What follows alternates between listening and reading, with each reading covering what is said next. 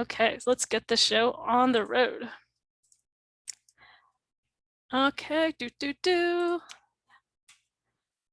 All right, how to get in shape quickly without getting injured. So first, I want to say I can't guarantee you're not going to get injured, but what I mean here is like this is about, you can be sure that it's not your programming that's causing overuse injury. So when we talk about training for injury risk reduction, it's not, we can't ever prevent injuries from happening totally, but we can do things that are going to either increase or decrease our injury risk. And when people get back into training, especially after a long time off, that's a situation that puts people kind of especially prone to increase their injury risk by doing too much too soon, not listening to their body, being eager to get in shape at the expense of staying healthy.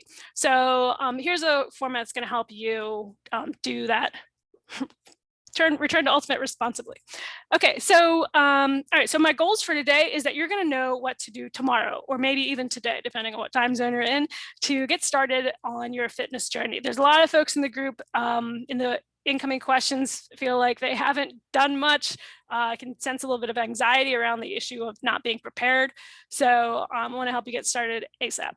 And I want to give you a bit of the scientific reasoning behind the workouts so that you can feel confident in how they work. I'm also going to share a little bit about the results you can expect so you can feel excited about how it's going to work. And you're going to know your best options for training depending on your goals. Yeah, and then if we have time at the end, I'll answer any questions you've got about it. Okay, so again, I want you to feel confident in your preparation plan. That's why we're here today. Now, the short story here is all of the stuff that I'm going to be talking about can be found at 6weeksaq.com. That's 6 week speed, agility, and quickness is what SAQ stands for. And that is a, well, surprise, it's a speed, agility, and quickness program and a conditioning program. It's basically 6 weeks to get in shape, and it also has speed and agility drills up front. So a lot of what we're going to be talking about here, you'll see in that program. If you sign up at that website, you will get emails that give you the program and then also give you emails to there. I think it's like Monday, Wednesday. I think Monday is like the sciencey email and Wednesday is the motivational email. You can also find the UAP app. If you go to the App Store and search for the Ultimate Athlete Project, you can also get guided through the actual program in there, and that's all free. So there you go.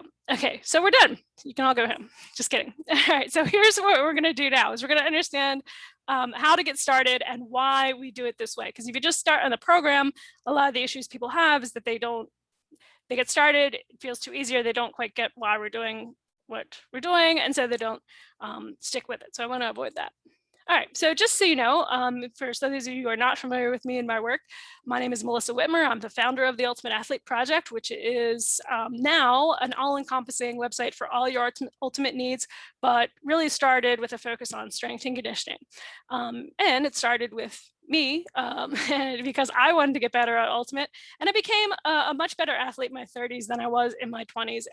And I did this based on, I have a degree in kinesiology, but really what it was committing to making an athletic performance results-based program specifically for ultimate for myself. And then that became the foundation of the Ultimate Athlete Project.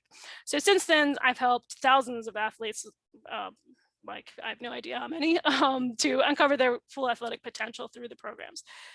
So yeah, I played and coached for a while, and my specialty is to drop in, give you knowledge, and leave permanent change. So everything here is going to be actionable for you. So yeah, and so as you're thinking about using the 6 week program, just want to assure you it's been used by literally thousands of ultimate Frisbee players. And I'm sure there are people doing workouts right this very minute. I have no doubt about that. So this is a long quote, I'm not going to read the whole thing, but I just want to, this is sort of what the program does. So you're going to be able to get open on people that you normally don't get open on, can finally do the things I want to do on the field. Let's see, I forget which quote this is. But yeah, I get emails like this all the time. So the results are really good, even after, a couple weeks. That's pretty typical. So you'll notice results on this program within 3 or 4 weeks. Okay, here's a shorter quote. Better results than I thought possible with less effort than I expected. And so this I love, and I think it applies to a lot of my programming, because this is really what I shoot for. I shoot for efficiency, because most ultimate players are amateur athletes who don't have all the time in the world. And so I want every minute that you spend to be geared towards performance on the Frisbee field. Okay, so done a lot of things right, designing this program and in doing my own S&C stuff. But I also want to talk about the things that I did wrong first, which are common mistakes that ultimate players still make when they are trying to get in shape. So training a lot of hours a day, doing combination workouts, this drives me crazy, doing sprint workouts, lifting long runs and stuff, all in the same workout. And then if you're not getting the results that you want, the idea is like, oh, well, it's my fault. I need to push harder. I need to try harder. I need to, if I can't comply with the program I designed, I need to suck it up and do more. And this is really, well, it is the hard way, and it's also not the most effective way to train. So a lot of this behavior, I think we pick up from sort of media about what it means to work out and be fit. If there's no pain, there's no gain, or if we want more results, we have to work really hard. And I'm not saying there's not a place for working hard, but it's definitely not now as you're re-entering Ultimate if you haven't been doing stuff recently. So in my 20s, I was doing all those things and I was really fit. And so I knew, and at that time, I knew that those would be the most athletic years of my life. I enjoyed them and I wanted to make the most of them. I was lifting, I was doing sprint workouts once a week, I was doing conditioning with my team, I was playing every day. I was like, there's no way I could be more fit than that. Absolutely no possibility. But then after grad school, I got a job and sat a lot and gained some weight, got injury prone. It just like wasn't a good situation. So basically working professional. And I was still strong because like I like to lift, but I was still like injuring something whenever I tried to play and just wasn't that enjoyable. So, like most folks, I just sort of accepted that, well, in my late 20s, early 30s, I'm just getting old, and this is how everyone talks about getting old. So maybe this is just how it is. But yeah, I decided to make one more run at competitive ultimate. I think I was 31 or 32, and basically after several years of like playing some pickup, playing some summer league, and not doing much stuff. So I knew this time around, though, that I had to do things differently to compete, because I was going to be going to tryouts with players that would be literally 10 years younger than me. It seemed kind of impossible, but I knew that I had the knowledge because I did have a degree in kinesiology. I did understand the science behind training. And so I designed a program based on what I actually knew and focused just on ultimate performance. I started doing spending a lot less time working out. I didn't do time-consuming workouts, not just because they didn't fit into my schedule, but because after really thinking about and looking how professional athletes train and focus on athletic performance, I just decided it wasn't actually the most effective way to do things. So I focused more on adaptation per workout instead of output per workout. So it no longer became about how I felt about the workout. It became more about what the science told me about what the workout would do. And then again, aiming for adaptation per workout. So I thought a lot harder about scheduling and about recovery and everything like that. So short story, I made the team, and this was it. So I hadn't been playing for a while. Nobody knew who I was. I loved being at tryouts and people asking me like, so who did you play for before this? And the answer is like, nobody you've ever heard of or cared about. But anyway, I put in the work, and I did more than just this 6-week program we're talking about today. But I think the point I want to make here is that these types of workouts and this way of thinking about training, the less is more, and adaptation per workout is a big part of the foundation of all of that. And it's why this program too works so well. So again, my programming philosophy in general is that it needs to produce results. We don't have time to waste, either because of however old we are. We only have so many years of ultimate to play, and so we want to be efficient, and we only have so many hours in the day. It's got to be practical, it's got to be easy to start, easy to use, and easy to stick to. So that's what this is about. Okay, so overall, what it looks like, this program, is your sessions are going to be short. Sessions are about 30 minutes maximum. And you're going to start off with sessions that are even shorter than that, most likely. And you're going to do a session almost every day. It's going to be 5 to 6 days a week. and you're going to alternate linear and lateral types of sessions. I can explain what that means later if you don't already know. But basically we want to do some work to mimic the movement demands of ultimate. This is what's going to help prevent you from those minor tweaks and, like, just having a niggle in your groin or stuff like that. If you do some movement that mirrors what you're doing on the field beforehand in a controlled fashion, then you're going to feel a lot healthier once you get to the field. And we're doing intervals to mimic the metabolic demands of ultimate. That's basically, how does your body produce energy? How does it use oxygen, etc. Okay, so quick science, this is why it works. Whenever we apply a training stimulus, so we start at like however fit we are. And here we're just talking, let's say, just cardiovascular, how much fitness. So we're starting at whatever we've got, and then we apply a training stimulus. Let's say that we go out and we run for 3 miles. I have no idea. And then you can imagine if once you finish that 3 miles, and then as soon as you stop, if you would immediately try to like run that same 3 miles again, it would feel different. It would either feel harder, you wouldn't be able to go as fast or something, right? So your ability to do the performance right after the training stimulus is lower than before, right? So that's the lower part of the curve. I'm not sure if you can see my mouse or not. But anyway, the curve goes down. You can't repeat the same training stimulus and get the same result. So your performance goes down in that athletic quality at first. Then you're fully recovered. So now you're back to baseline of what you could do, whenever that is.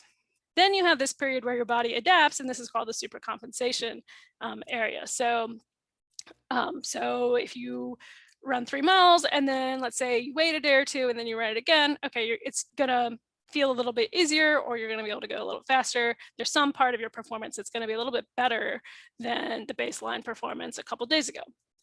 But let's say that you wait 2 weeks and run 3 miles again, you're gonna have no adaptation. You're too late past the supercompensation curve, back down to baseline. So you can imagine that even running 3 miles or 5 miles or whatever every 2 weeks is not gonna get you adaptation. That's a bit of common sense, you can imagine. So you need to time your workouts to get actual adaptation to the workouts. If you do too much, too quickly, too fast, you're going to be pushing your baseline down, not being fully recovered. And that's kind of where you get into overtraining and higher injury risk, which you don't want to be in that area too long. If you time your workouts right, then each time you apply a training stimulus, you're in the supercompensation area.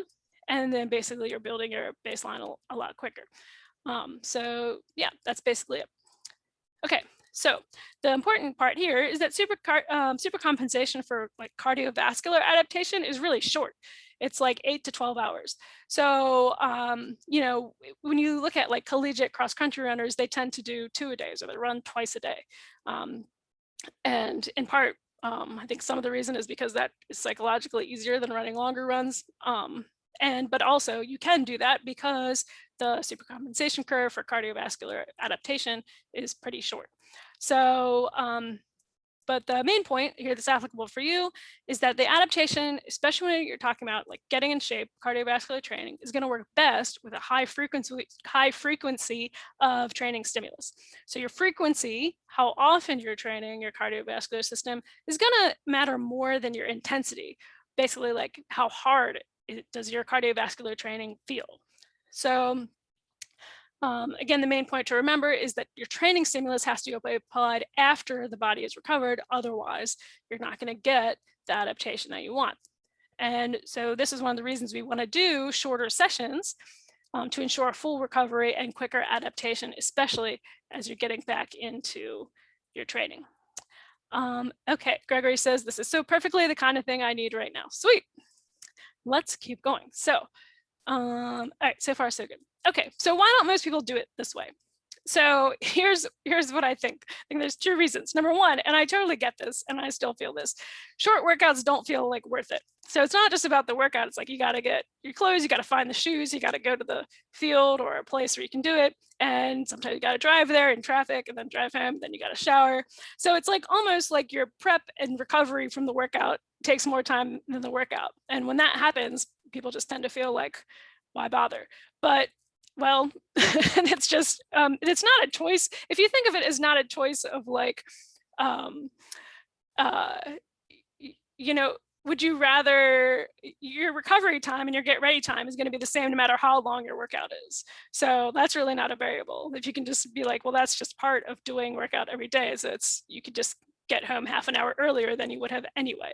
And so I think part of it is also just making peace with that, how that feels, but then also just kind of understanding intellectually that, well, it is worth it. That's how it works. That's why I explain the science to you. So you can see why you're doing it, even if it feels strange at first. The truth is, though, the intellectual knowledge and the science can get you so far, but I think the experiential knowledge is what really is going to be convincing. It's just true that you sort of have to try it to believe it. And I get this with my UAP members all the time when it comes to this type of programming and also strength training. The first prep phase, people are definitely like, this is not going to do anything. Phase one, they're like, I'm not sure this is really going to be enough to create be enough to make me better. And then in about 6 or 8 weeks after they play pickup at the first tournament, then they email me telling me how great it was. So this is a common thing, just because I think, again, athletic performance training is really counterintuitive to sort of like the quote unquote common sense that you're sort of told through like TV, fitness magazines, etc. It's just different. Not every workout's going to feel hard. Okay, so let's actually get started. Here's how you're going to know what you're doing, well, soon. Okay, there's 2 basic types of workouts. And if you go to the 6-week program, you'll see this. You'll see this kind of setup. We're going to do kind of like a more linear workout, which is the 80-20 workout. And then you're going to do kind of more of what we just call a lateral interval workout. And so the 80-20 workout, basically you've got 20 seconds of running at 70 to 80% sprint speed, maybe even a little slower actually, and then 40 seconds of walking. With the lateral interval workouts, you're repeating 30 seconds, you're trying to go full on intensity, and then 90 seconds of rest. So you're doing like a 3-to-1 rest to work ratio at the start, and you're just doing a few reps. We're gonna focus on the 80-20 workout next, because that's what you're gonna start with. And it's kind of, yeah, foundational. So, okay, the 80-20 workout, again, you want to do a 70 to 80% sprint speed. So it's kind of like as slow as possible while still looking like you're running. So why you're doing this is you want close to a full range of motion in the hips. When you're sprinting, ideally, if your sprinting form is like on point, and if you're strong, then you kind of would feel your ankle kicking your butt. Now, if that doesn't happen for you, don't worry about it. Just think about it. You can think about it as like just a fast run, but you shouldn't feel strained. It shouldn't feel like you're trying super hard. It should feel more like a happy gazelle, not a gazelle that's being chased by a cheetah. Okay, and then you're going to walk for 40 seconds. The reason the recovery is walking and not jogging is because we want to, a couple reasons actually. One, I like the more full recovery because that more mimics what's happening on the field rather than jogging. And then also walking, you're going to have a higher range of motion in the hip. So, this is a short workout, but it's one you're going to be doing frequently. And we want that big range of motion in the hip, especially if we're sitting a lot of the day. So that's why I prefer it to actually jogging. Now, ideally, the first 3 to 4 reps are going to feel really easy or like too easy. And so if it starts to feel kind of like difficult, it probably means that your 70 to 80% sprint speed isn't quite honest, or, you could even go as low as maybe 60% sprint speed. It's a bit subjective, but again, you're looking for a run and you're looking for it to feel easy in the first 2 to 3 to 4 reps. And then when you stop, this is literally what you're going to do tomorrow. And then when you stop, when maintaining your excellent form, like the form you start off with, once it starts to require a little bit of focus or effort, and you can feel yourself kind of straining to do that, then that's kind of when you want to stop. And then, so you're going to do this tomorrow. And then you want to think about, okay, how do you feel the day afterwards? You should feel fully recovered. Now, if you really haven't been doing much and you haven't like gotten up to a full sprint in a while, I do want to make sure, you're going to do a warm up anyway. Make sure you do a warm up. Hopefully that goes without saying, but I should have said it. You definitely want to do a warm up. And if you really haven't done much lately and you haven't gotten up to a full sprint speed, make sure that warm up is, you know, pretty good and pretty thorough. And I'll actually put a link to the chat for a dynamic warm up in case you, want some help with that. And then you might want to do a few accelerations. Make sure you can do that full range of motion without injury.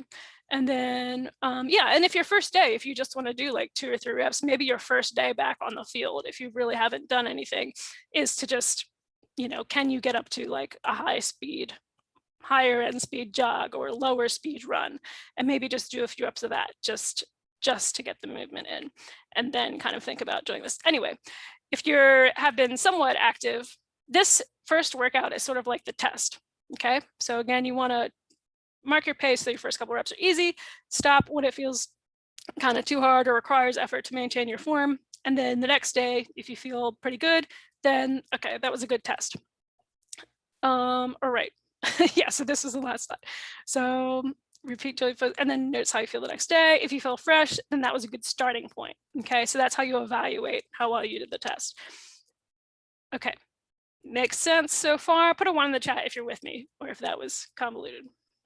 1 in the chat if you're with me would be helpful. Put a 2 in the chat if you're like, what?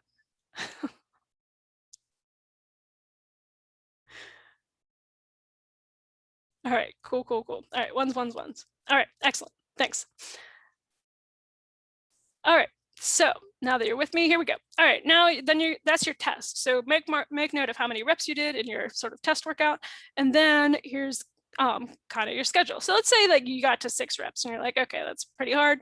Then what you want to do is you actually want to subtract 2 reps from whatever your test was, and then you want to sort of begin with this sort of build up. So Monday you would do 4 reps. So that's less than you know that you can do, right? So you're going to recover from that. We're starting off with less. If you want to, your first week, you could even do 4 reps, 6 reps, and the second week do 4 reps, 6 reps, 8 reps. So then basically so let's say you have a week 4 reps, 6 reps, 8 reps. The next Monday, you're back down to 6 reps. Okay, so Friday you did 8. You can definitely do 8. 6, you can definitely do and recover from. And then this is how you kind of build up gradually, really adding only 2 reps per week to whatever it is you were doing. Okay, and then in between, you're doing the lateral workouts. And so if you imagine 6 reps, that's really only 6 minutes, 20 seconds running, 40 seconds rest. 6 minutes of actual workout. In addition to that, though, you're also doing the, hold on, I just want to make sure I don't have a slide about this. Whoops, nope, okay. In addition to doing just the 6 minutes, you're also doing a warm up that's gonna last probably 10 to 12 minutes. And again, if you're getting back into this from being pretty out of shape, that warm up can be pretty long. You can really do some like tissue quality work. It can really be helpful to throw some core in there as well to kind of just prep your core and prep your glutes for the sprint workouts. Well, I wouldn't call this a sprint workout, for these workouts. So making sure your movement quality is good, and then doing a brief workout is going to actually give you 15 to 20 minutes of activity, and you're going to be doing it every day. So doing that, you should feel confident that your movement quality is good and that your cardiovascular system is going to be good. The 80-20 workout I find is also a good measuring stick of fitness, because you'll get to see sort of how it translates. And a general rule of thumb, if you can get to 20 reps of doing 80-20s and feel good the next day, like, yeah, it was a workout, but the next day, you're recovered. If you can do that, then you're in really good tournament shape. Okay, so depending on where you're starting, the 6-week program might not get you the whole way there the first time you go through it. But what I'd recommend is just be honest about your starting point so that you are progressing in a way that's going to make sense and going to have you feeling good on the field. And then just general programming tips. About 6 weeks is when you want to focus, the amount of time you want to focus on any particular athletic quality. So if you think about, okay, 6 weeks you're focusing on your fitness and getting in shape, then maybe the next 6 weeks your focus might be more on getting some strength, endurance, or something else. And then maybe you'd return to 6-week focus on fitness again, and maybe you'd repeat this program with some added strength, and then you'll have kind of different stuff going on. But yeah, about 6 weeks, 8 weeks would be the max that I would do this particular focus for this particular protocol. Okay, so again, your goal is full recovery between your workouts and maximum adaptation per workout. If you keep that in mind, you'll do all right. And again, you can get the full program. It's going to have like video demonstrations, and it'll have kind of demos of what to do exactly in the lateral or multi-directional movement workouts. Although you can also, you know, do other stuff other than what's mentioned in there. Okay, if you are here because you really want, you know, programming, and you want to really do all you can to reach your athletic potential, then what I'd recommend for you, if you're ready to go to the gym, would be joining our actual S&C membership. You can find more about that at theuap.com. So again, that's for you if you're ready to go to the gym, or if you want just more significant results. Why 6 weeks? Tasha asks. Again, just in general, when you think about programming blocks, you're going to get like, it's going to take about 3 weeks to sort of start to really notice significant adaptation, and then after 6 weeks, you start to get diminishing returns on whatever athletic quality you're focusing on. And then so it's when you look at our programming, our S&C programming, it's really like 4-week blocks focusing on different athletic qualities. And there's ways to extend those to 6. But basically, by shifting your focus from, say, cardiovascular training to strength training to strength endurance to power development, and shifting it around, you actually circle back around, and then you're going to get better results than if you just focused for that 16 weeks on just, say, cardiovascular stuff.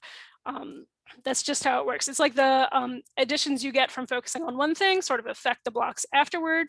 And then by building them brick by brick, you sort of build yourself as a complete athlete. So that is the quick and dirty explanation. Okay, so a little bit more about the S&C program for those of you who have you know, big goals or are ready to step in the gym. You're going to get strength training. Really biggest effect of this that people love is that you're more durable, so less injury prone. And then also just, you know, that feeling after the tournament where everything kind of hurts, you just won't have that anymore. And that's kind of what a lot of folks, especially master's age athletes, write to me about as the most miraculous part of the program. You're also going to get power development. This is the part everyone wants, to increase your vertical, up your acceleration and quickness, because it helps your deceleration as well. You get core training. Core training really helps your throwing power. So it's core training that really translates to ultimate specific movement. And then, of course, speed and agility and quickness work. So you can get open on the field and play better defense, which who doesn't want that?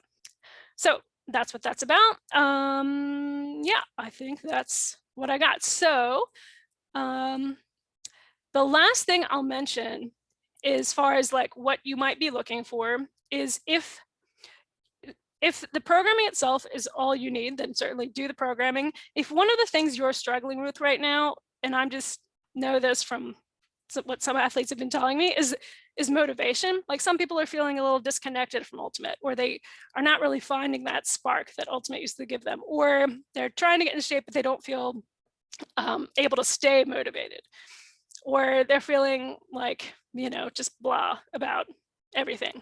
If any of that describes you, just, I want you to know that you don't have to stay that way. There's a solution for that as well. And that's really one of the things that I've been working on with my premium athletes, with one-on-one coaching. So if any of that describes you and you want help with that, that's something that's actually programmable as well. So what I'm going to do is, if you want more info on that, or to talk about that motivational piece, I just want to remind you, you can book, here, I'm going to put it in the chat, a quick speed coaching session. And that will give you some idea of like what we can do in a short amount of time, especially when it comes to motivational concerns. Okay, and then let's see, the other thing I was going to give you was a warm-up. Hold on, I gotta Google my own warm-up.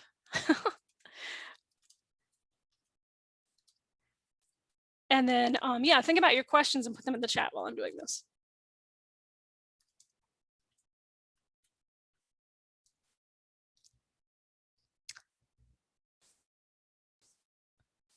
Okay, here we go.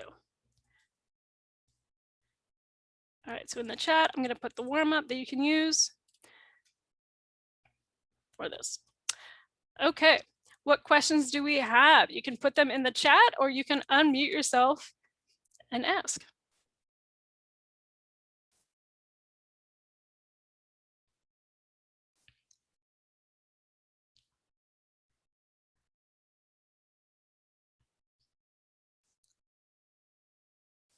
What do we got? No questions? Hi, Gregory. Melissa, Yeah. What is the S&C? What does S&C stand for in that other program? Oh, yeah. Thank you for asking. Yeah. So S&C stands for strength and conditioning. Got it. Even as I said it, I was like, oh, I bet that's what it is. Yeah. Here, let me put the link in that too. If you want more information on that, you can also ask me questions about it. So hold on. Let me just. Yeah. So is that something that you're considering? Yeah, I mean, for a couple of years ago, I guess it was only 2 years ago, I was doing like the UAP program. Is it sort of like similar to that, or is it sort of like the 6-week thing, like its own, like, mini segment or something like that? Right. Yeah. So you're asking kind of like what's what. So yeah. So we've added some stuff to our product things. So when most people say the UAP, I think what most people are referring to is the strength and conditioning program. Although the UAP, the Ultimate Athlete Project, now encompasses our coaching program, our skills membership, and our S&C program. And it's just like the label, it's now just the overall label for all of our stuff. So I would consider the 6-week program to be like it's based on the same principles. I made it so that it requires no equipment or anything. And it's just focused on conditioning. And so I just put it out there. So there's no barrier to entry for anyone to use it. But the strength and conditioning program is complete in that it attacks all of your athletic qualities. So even in our preseason phases, which are focused on getting in shape within the Ultimate Athlete Project, there's still going to be strength training in there. And then basically like I'll keep it short. Yeah, so there's also going to be strength training in there, even in the preseason. And then, we have a few preseason phases. So in some preseason phases, it's more on like power endurance and things like that. And yeah, there's just like different protocols. Yeah, so I would say the 6-week program gives you some ideas of like the principles behind some of our training and the efficacy of some of our training. Okay. Thanks for clarifying. Yeah. So which one were you on? Were you on the strength training program, or you've done the 6-week? I did like I had the preseason phase and in season and the different phases, within. Sweet. Yeah, it was great. I did it. I think I was doing it for like 2 seasons. So amazing. Okay. Yeah. Are you I wasn't like the best adherent to it, but it really served me well given my my busy life. So amazing. Yeah. So yeah, I got to see how this first 6 weeks go, because I feel like I'm one of those people that's like, oh, I haven't been doing anything. So like, let me just start with running a little bit fast for a short period of time. Yeah, great. Yep. And I think even just doing the 6-week program, if you can, it also just enhance your motivation and happiness.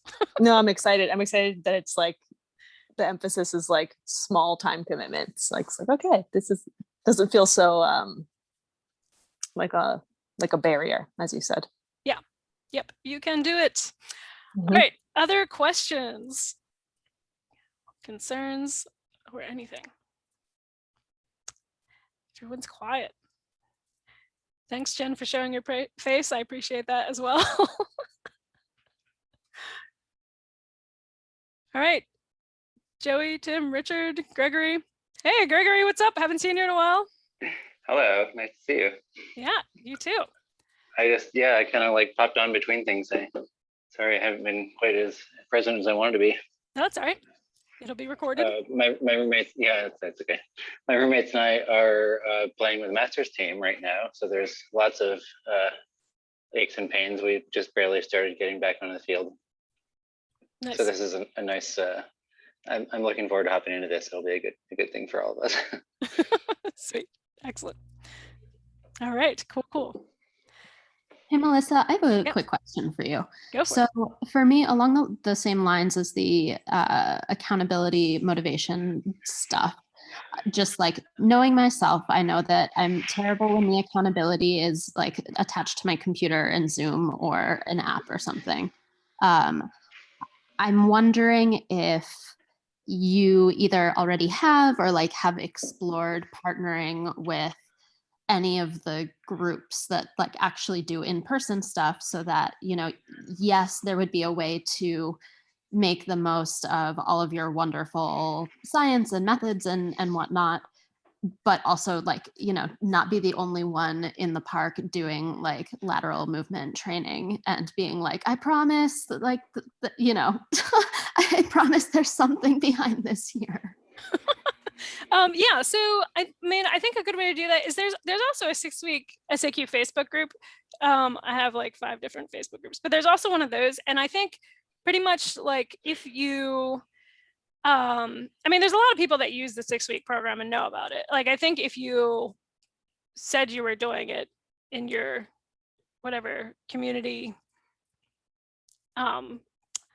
connections you have, there would probably be somebody else either already on it or interested in starting it with you or doing it as a group. Yeah, I mean, that would be when you say joining with other groups in person or partnering with, like, what did you have in mind exactly?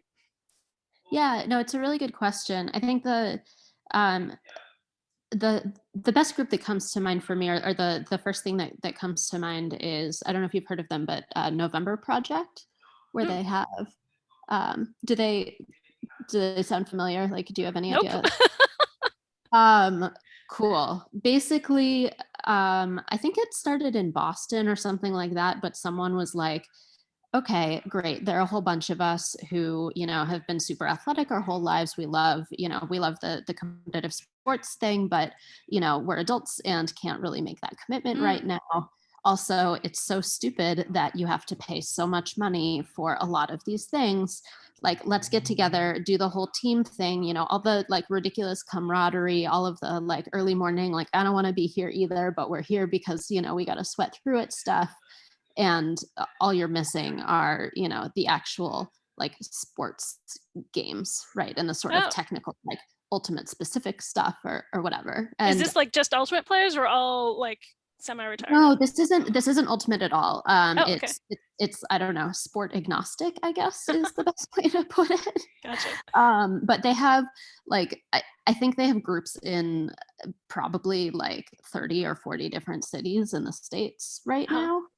And so that, I don't know if there are other, you know, if there are other networks out there like that, but something like that where like you already have the group of people out there, you already have, you know, like the folks who are running each of the groups are putting together their own workouts and whatnot.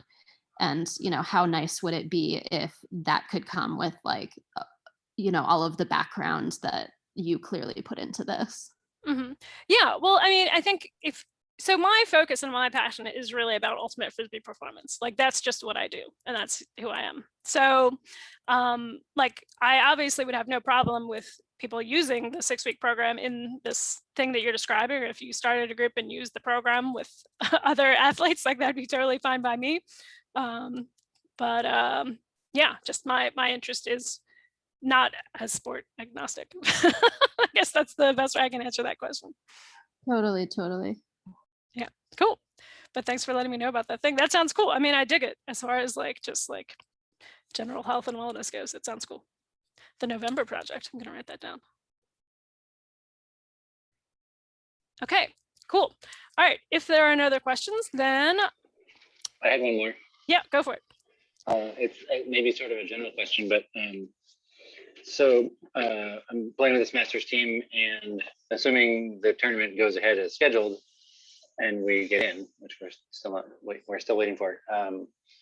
We'd be going to Colorado in mid-July, which is like 8 weeks from today. And I was wondering if, besides this 6-week program, if there's anything that you would advise for me to advise my team to do between now and then. You know, they're all kind of going to do whatever they're going to do, but right, yeah. Yeah, well, so this is like a master's team, and they're kind of like just wanting stuff is good. I mean, like you've been in the UAP, so you know what that is, and you can recommend that if you want. But yeah, I mean, for 8 weeks, that maybe that's not really like what they're into. So for those of you who aren't familiar with the S&C program, like really, it's a long-term training program. I'd recommend at least 12 weeks on it. 16 even better, and then like the best is like after the season, if you get started for the next season, like that's where the S&C really shines, because you've got a whole off season of building strength and power. Does that sound about right, Gregory? Is that your experience? Yeah, totally. Okay, cool. All right, so now, and that's one thing I was worried about is like none of us have time for that. right? Okay, yeah. So the 6-week program is gonna serve everyone pretty well. Yeah. And then are they wanting like are they wanting strength training at all? Do you have any ideas? So my roommates, yes. So there's no like team plan or anything. Let's be honest. I was just thinking about myself and how much pain I'm going to be in, and if I can convince anybody else that they should join me to get ready a little bit in the brief amount of time we have, then that'd be good. Yeah, well, I think even if you can fit in like 2 days a week of some just like a full body strength day, you can do that in addition to the 6-week program, especially if you leave some time, if you can leave some time between your strength workout and the cardio workout. Yeah, and I think that's just going to help you with what that's going to help with most is just training your muscles to like deal with the acid buildup thing. That's the thing that causes soreness, and it's going to give you a little bit of strength endurance. So 8 weeks is enough time to have that kind of strength training have some effect. Okay, and if we're going to do some full body, would you just like pick a phase, or phase 1 is the way to go? Or? Yeah, I mean, I think the prep phases or the in-season phases actually have some full body workouts in them. Like if you're just what I would do is I would pick the strength training from one of the in-season phases, because it's meant to be, you're in the in-season, you're doing lower volume anyway. So I think those would be good workouts for inspiration. And then for you, if you're just going to do some UAP phases, then you could, have you been doing stuff, or you're also just getting back into it? No, I've been wanting to, but I haven't really felt like I can go back into a gym yet. Oh, okay, gotcha. Yeah. Okay, yeah. I mean, some of the prep phase workouts are lighter on equipment and easy to adapt as well, if that's a concern. Yeah, I think we are sort of on the cusp of a negotiation with our friend to use their shed that has a workout, whole like weight setup and everything. So okay, sweet. Yeah, I think a lot of people were using preseason phase 2 during the pandemic because it was very easily adaptable. You just needed a few dumbbells and it was some power circuits. So that would be definitely one that would be might give you a little bit of soreness at first, but but in 6 weeks time, take it easy. Just but I think that'd be a good one for sure. Great, thank you. Okay, is that helpful? I feel like I gave you 5 different suggestions, but no, that is helpful. Yeah, like just knowing that a little bit of strength training isn't worthless between now and then is already helpful. yeah, for sure. Oh, for sure. Yeah, you're gonna feel so much better if you just do some and wake your muscles up, get them ready to like. You're gonna feel a lot better. Awesome. Okay, great. So thanks, Melissa. Awesome. Okay, Tim says, thanks for the great info. Download the app, gonna get started. Look into the S&C after the summer. That sounds great. Okay, thank you all so much for being here. This was a blast, and I will see you all online again soon. Bye. Thanks, Melissa. Bye. You're welcome. Bye.